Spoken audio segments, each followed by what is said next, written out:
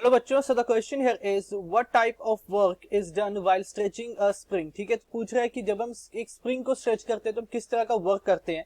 So concept जो हम यहाँ पे यूज करेंगे that will be of work done in stretching a spring. Stretching a spring, ठीक है। अब अगर मैथमेटिकली देखूं तो मैं वर्क डन मेरा क्या होता है, work done is dot product of force vector and the displacement vector which is written as F D cos theta.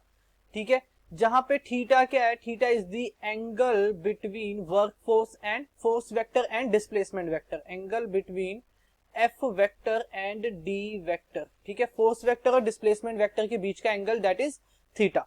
अब मान लो कि मेरे पास एक स्प्रिंग है इस तरह से, ठीक है, ये एक स्प्रिंग है मान लो। अब इस स्प्रिंग पे मैंने क्या किया कि राइट की तरफ एक फोर्स लगाया, एफ वेक्टर मैंने एक फोर्स लगा दिया।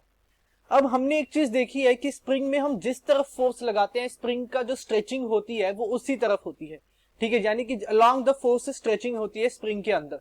ओके, इट मींस कि अगर मैंने एफ फोर्स इस तरफ लगाया है तो स्प्रिंग का स्ट्रेचिंग किस तरफ होगा, इसी डायरेक्शन में होगा। It means I can say कि डिस्प्लेसमेंट जो है स्प्रिंग का that is towards the direction of the force, है ना। यानी जिस तरफ डायरेक्शन है फोर्स का उसी तरफ क्या है, स्प्रिंग का डिस्प्लेसमेंट है, या फिर बोल सकते हैं स्प्रिंग की स्ट्रेचिंग है।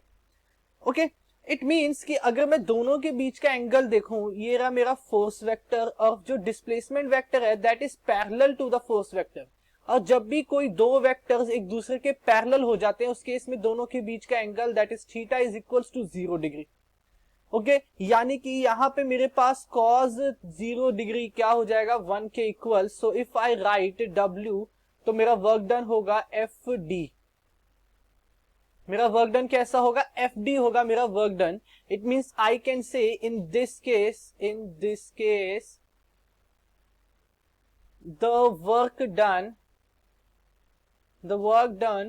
Is a positive work done, positive work done. ठीक है, तीन तरह के वर्क डन होते हैं हमारे पास, positive, negative and zero work done. तो ये किस टाइप का वर्क डन है, this is a positive work done. Okay, so ये हमारा आंसर होगा। I hope you understand it well, thank you.